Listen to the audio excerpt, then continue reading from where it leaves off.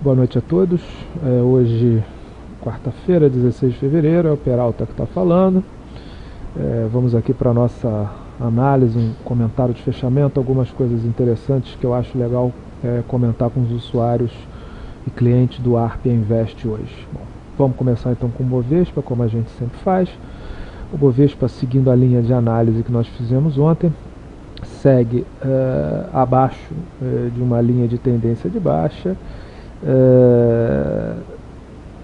tendo acionado esse pivô de baixa na perda dos 67 mil pontos e mantendo-se ainda com topos e fundos descendentes, ou seja, esse fundo fica mais baixo que esse topo fica mais baixo que esse, isso caracteriza uma tendência de baixa. Houve um repique importante, o papel teve uma queda rápida dos 72 mil pontos até 64 mil pontos, são 8 mil pontos, é uma coisa muito grande, e é normal então que haja um processo de esgotamento de baixa, né, com uma diminuição do formato ou da diminuição do corpo dos candles, que geralmente mostra um esgotamento temporário de baixa, tá? Um outro sinal, o MACD-H começou a ticar para cima nessa região. Toda vez que isso acontecer, traders mais agressivos vão tentar fazer operações contra a tendência de curto prazo. A gente vai conversar sobre isso hoje, exemplificando em magnesita principalmente. Prestar atenção aqui numa coisa interessante que eu achei falar, que muitas vezes se faz o cálculo de até onde pode ir esse repique, se isso for ao repique. A gente parte, como eu falei ontem, do princípio de que, enquanto não se romper uma linha de tendência de baixa, não se romper uma média, não se formar um fundo mais alto, a gente não pode dizer que essa tendência está mudando. Então, até que isso aconteça, isso é repique.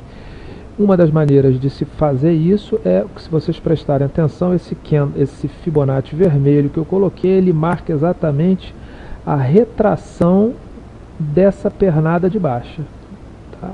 Então, normalmente após uma pernada de baixa, o movimento tende a retrair normalmente por uma região que vai de 50% da retração a retração de 62%. Então, a gente esperaria que, em se mantendo o movimento de baixa, que esse repique estacione na faixa de 67.900 a 68.800 pontos. Além disso, vai encontrar nessa região também uma área de resistência de preços, mais ou menos aqui, nessa região, um pouquinho mais para cima também tem mais resistência de preço. Vai encontrar a resistência da média móvel 50. Caso haja formação de um padrão reversível de candles nessa região, então a gente, quem fez a operação contra a tendência, pode entrar, pode sair dessa operação, vender os seus papéis, e quem quiser operar na venda pode buscar papéis de venda. Vamos para Petro. Petro se mantém mais ou menos dentro da análise de ontem. Eu vou dolarizar a Petro, que eu acho que fica mais interessante de ver, como eu falei ontem. Dolarizando a Petro, a coisa fica bem clara. Uma belíssima, uma enorme congestão, né? Uma enorme lateralização de Petro, vocês estão vendo aí entre suporte e resistência em vermelho. Operações nesse caso só no rompimento de R$ 28,00 ou traders mais agressivos a R$ 23,50. Se eu não me engano, a gente vai dar uma olhada, mas a CSN está numa situação muito parecida com Petro, só que aí a gente vê melhor no gráfico não dolarizado. Olha lá, mais ou menos um padrão igual ao padrão de Petro, mesma análise que a gente faz em Petrobras. Compras ou no suporte, que são compras bem agressivas, mas que tem um risco retorno bom, porque o stop fica bem curtinho, e o papel realmente só deve andar se fizer o rompimento dessa congestão. Vamos ver Vale.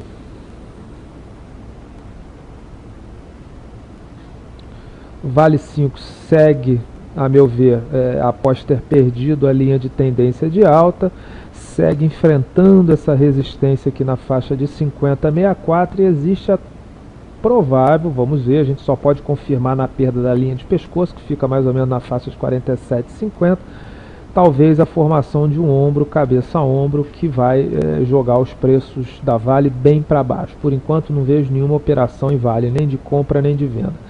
Traders mais agressivos poderiam fazer uma operação de venda alugada ou trava de baixa em Vale, nessa região, sabendo que existe uma resistência em 50,64.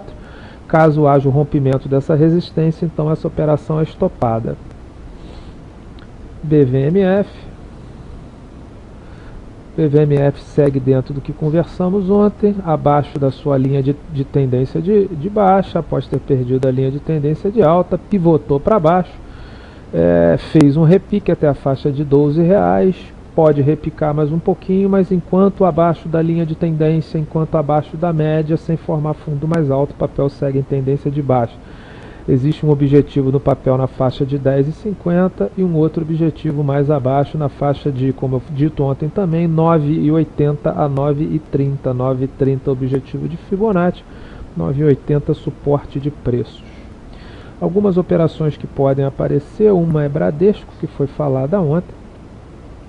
O papel realmente está bem interessante para quem acredita que isso não passa de um repique. Se a gente ver, o papel cumpriu um objetivo de Fibonacci, bateu no suporte de 29, 161.8 de Fibonacci, repicou forte para cima e está atingindo a sua linha de tendência de baixa e sua média 50 áreas de resistência. Traders mais agressivos podem entrar vendendo, não recomendo. Recomendo que a venda seja feita pelo menos buscando algum padrão nos 60 minutos e traders mais clássicos vão buscar padrões de candle, né, que todo mundo conhece, de reversão nesse ponto, ou seja, em áreas de resistência a gente espera que haja formação de figuras de candle de reversão para a gente então entrar vendido, com o mercado indicando que a gente tem boas chances de ganho. Vou dar dois exemplos aqui do uso da retração da pernada anterior.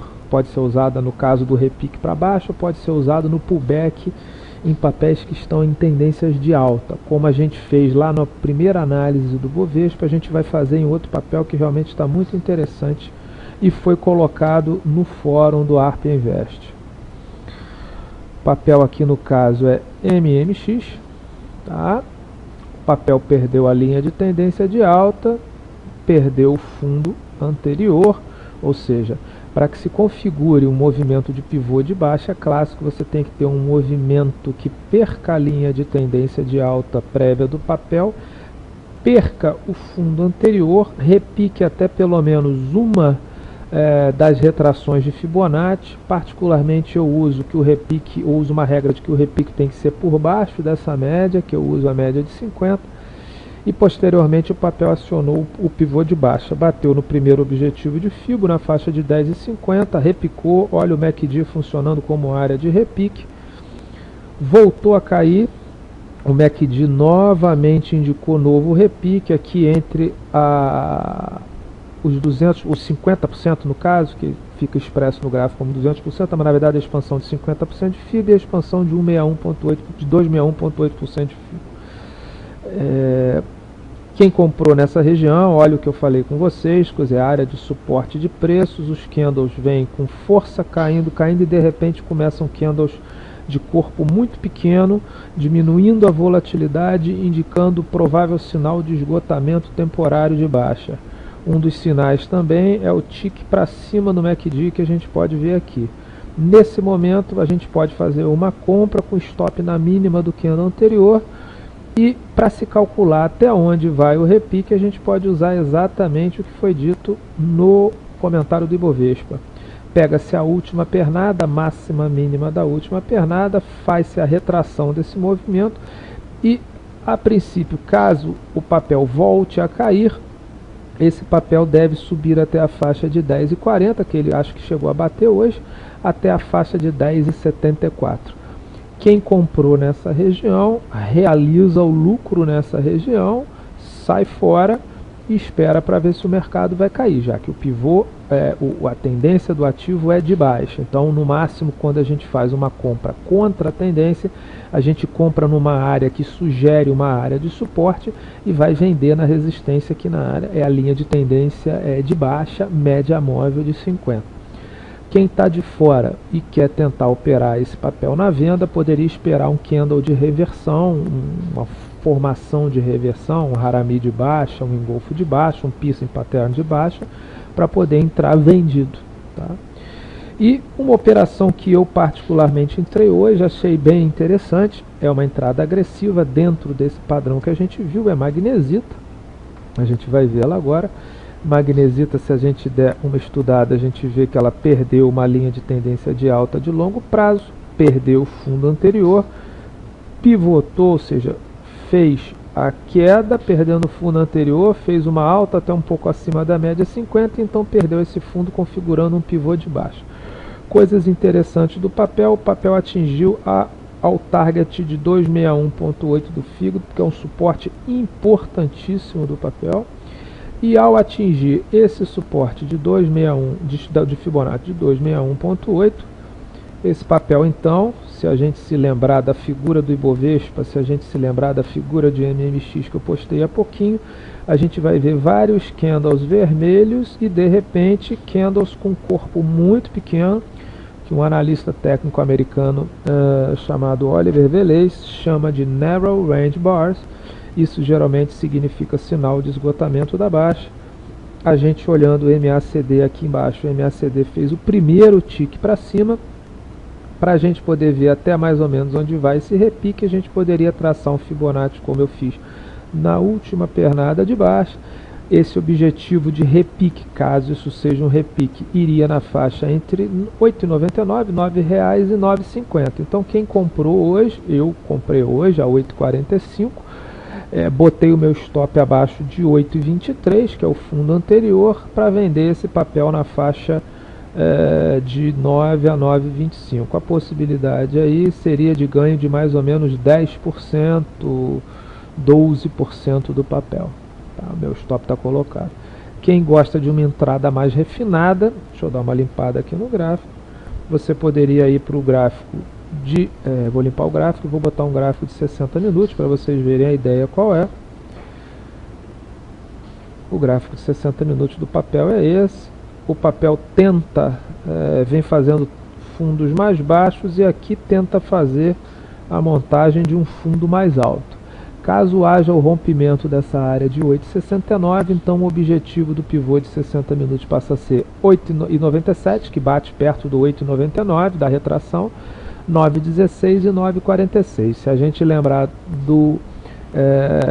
da figura anterior, a gente vai ver que esses objetivos estão mais ou menos 2, 3 centavos perto daquele objetivo da retração do pivô da última pernada de baixa no diário. Então é um papel interessante, de risco alto, mas a relação custo-benefício ficou muito interessante, porque eu comprei aqui na faixa de 8,45, botei um stop à faixa de 8,23 e eu posso vender esse papel até 9,46, ou seja, na prática eu vou estar arriscando 20 centavos para caso vá aonde eu espero que vá, que é a 9,46, esse papel me dê R$1 de lucro. A relação risco-retorno fica de 5 para 1, ou R$1 possível de ganho para 20 centavos possível de perda. São trades contra a tendência, são trades de maior risco, mas importantes serem feitos com técnica, identificando as chances e boas possibilidades de ganho no mercado de baixa, você operando contra a tendência, essas paradas temporárias da venda. Bom, espero ter ajudado vocês. Procurei mostrar aí a análise dos papéis de hoje, como se usa a relação do diário com os 60 minutos nos movimentos contra a tendência e usando a expansão do pivô nos 60 minutos junto com a retração de Fibonacci da pernada anterior no diário, para a gente poder ter uma relação risco-retorno e ver aonde estão os nossos targets de operação. Boa noite, ótimo dia amanhã para vocês de negócios. Amanhã quem deve fazer a análise é o César Lavarini, que é um excelente trader. Vou fazer provavelmente a análise de sexta-feira. Boa noite a todos.